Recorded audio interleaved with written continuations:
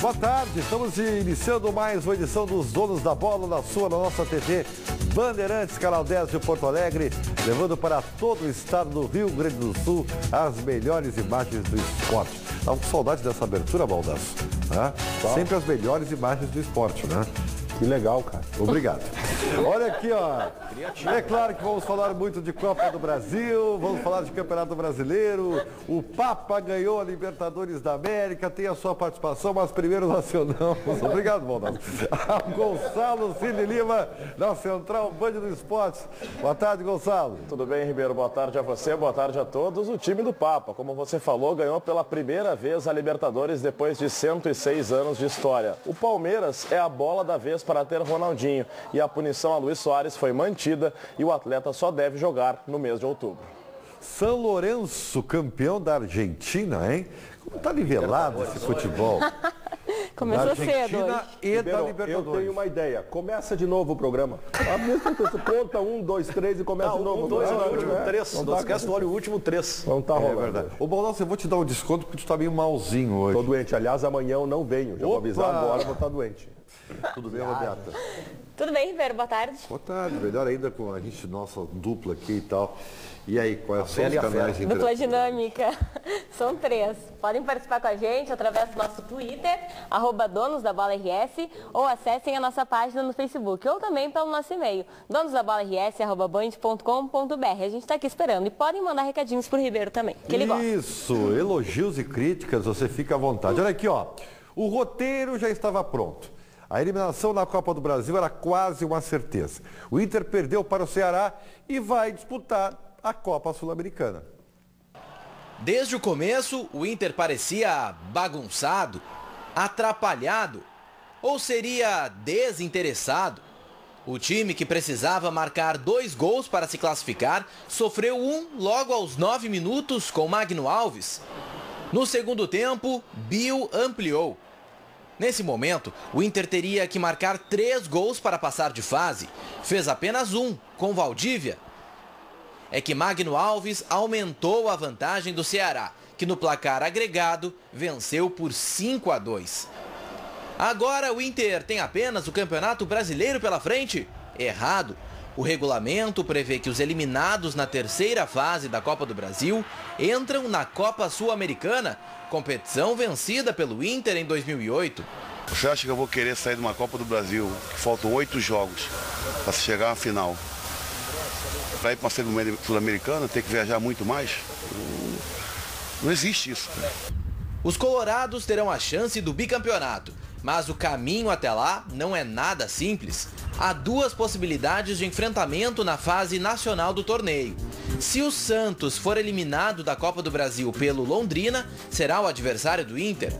Passando pelo Peixe, o time de Abel Braga poderá fazer uma curta viagem até o Uruguai ou percorrer longas distâncias até Equador e Venezuela.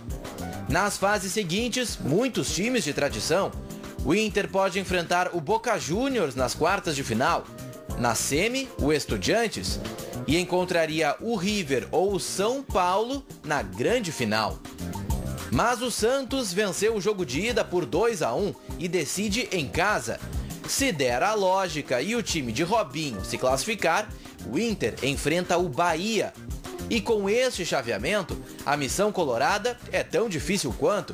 Até uma viagem para a Bolívia pode aparecer nas oitavas de final. O River Plate seria o adversário das quartas. Na semifinal, o Inter pode ter pela frente o Lanús ou o Peñarol. Na final, 3 opções: os argentinos Estudiantes e Boca Juniors ou o São Paulo. Bom, são 2 coisas para a gente analisar, né? Que é o jogo de ontem, a eliminação ou a classificação para a Sul-Americana. A eliminação.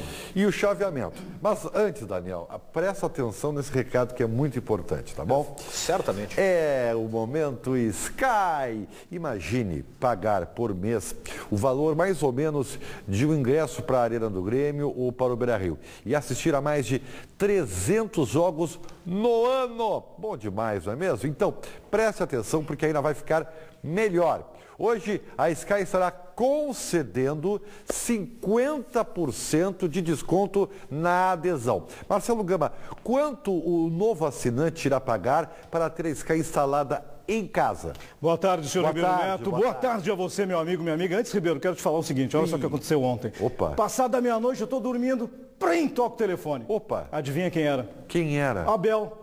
Perguntando, Marcelo, vai passar a Sul-Americana na Sky? Preciso conhecer meus adversários. Abel, te liga. Quem tem a Sky, assiste, como o Ribeiro Neto falou, há mais de 300 jogos no ano, gente. Olha, Sul-Americana, Copa do Brasil, Libertadores, Brasileirão, Gauchão, Europeus. Ufa, é muito futebol. E o melhor, pagando precinho bem pequenininho. E para entrar na promoção, o Ribeiro Neto falou em 50%, né? 50%. Então liga agora, até as 2h30, porque para você ter a Sky instalada aí na tua casa, você vai pagar só R$60. Só R$60 para ter a Sky. 0800 009 6969. Abel, passa a Sul-Americana, meu amigo. É uma competição, eu vou dizer depois que é muito mais importante que a Copa do Brasil.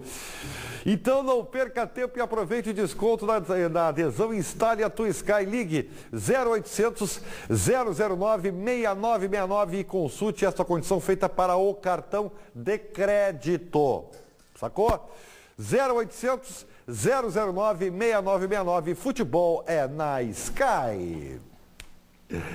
Muito bem, gurizadinha. Olha aqui, ó. Ô, Daniel, eu já vi que tu tá meio rabugento e tal, com esse negócio da Sul-Americana. Não é rabugento, é que eu não vou cair nesse discurso, porque basta ter memória, né? Infelizmente eu tenho uma boa memória e me lembro que a direção do Inter, ela estipulou como meta ganhar uma competição nacional.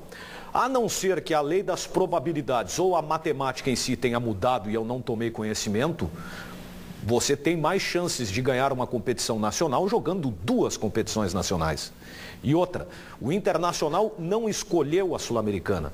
O Ceará, no Beira-Rio, obrigou o Internacional a escolher a Sul-Americana. É uma verdade. Não, isso é uma verdade. Não considero uma verdade. E aí que eu acho que entra o escândalo que para mim está acontecendo. Escândalo? Não foi o Ceará. Eu acho que é um escândalo. Não foi o Ceará que escolheu a Sul-Americana, porque vamos combinar o seguinte: o time titular do Internacional poderia até perder lá para o Ceará e ser desclassificado ontem, mas ele teria mais chances de ser classificado que o time que jogou. Mas eu tenho uma ideia, eu estou partindo da minha premissa, minha posição, ela vem daquilo que eu defendi aqui pós-jogo do Beira-Rio. Acho que o Inter com o time titular não ganharia do Ceará. Tá bem, mas teria mais chances. Não, isso sim. O que eu acho é o seguinte: primeiro, o vestiário do Inter ontem mentiu quando disse que os jogadores que não foram não poderiam atuar, pois estavam vetados pelo departamento médico. Até estavam vetados pelo departamento médico, mas por uma condição de preservação. Desconforto muscular, e eu não preciso ser médico para saber disso, desconforto muscular não é lesão. Desconforto muscular presume que o jogador possa ter uma lesão. Claro, pode ser preservado? Pode ser preservado. Agora, se é uma decisão, tem que jogar. E ontem era uma decisão. Daquela que era a competição, para mim, que o Inter tinha a possibilidade de ganhar na temporada. Te lembra a lesão do Arangues? O Arangues jogou sem estar 100%. Pois é, claro, porque se entendeu dessa forma. Outra coisa, o Inter, primeiro que o Abel escalou ontem um ornitorrinco. Um ornitorrinco, uma invenção para tudo que é lado. Só para contextualizar, Baldassi, ele botou o Jair no meio campo, que não jogava, né? Botou 2 centroavantes. E aí entra uma outra coisa aqui para mim, sobre o que o Inter pensou para esse jogo. Para mim não é estratégia, para mim é covardia. O Inter jogou a Copa do Brasil no lixo. Outra coisa, o que o Abel faz com os meninos é uma crueldade. O Abel Braga só escala os meninos na ruim. Quando não é assim, a sua opção é o Jorge Henrique, é o Alan Patrick. Ele botou o Jair ontem para jogar junto com o Igor no meio-campo, que teve uma partida patética, e ele queimou o guri. E o pior de tudo é o que se faz com o Valdívia. O Valdívia não aparece no time do Inter para trocar bola com o Alex e o D'Alessandro, né? Não. O Valdívia só aparece no time do Inter nestas condições. O Abel, além de não apostar nos jovens, ele é cruel quando joga os jovens aos leões, como ele fez ontem. Eu acho um absurdo. O Inter ontem foi covarde com a estratégia para essa partida. Foi muito bem, né? Fala, Cadu. Não, o Valdívia ontem foi muito bem. Eu ia dizer que eu não acho que o Inter entregou, perdeu de propósito. Acho muito forte isso, assim, vamos perder de propósito. Não, acho que já entrou um pouco derrotado. Maneiras de fazer isso. Já entrou um pouco derrotado e até já poupou jogadores por causa do primeiro jogo. Bom, já tá meio perdido. Cadu, então tira 6 jogadores titulares. Então eu vou segurar. E vai com um time completamente diferente, tu já tá perdendo o jogo. Mas assim, como já tá meio perdido, eu vou dar uma segurada no D'Alessandro, no Alex, enfim. Mas eu penso o seguinte, eu acho que, claro, o Inter não entregou de propósito, né? Não entregou, não quis perder.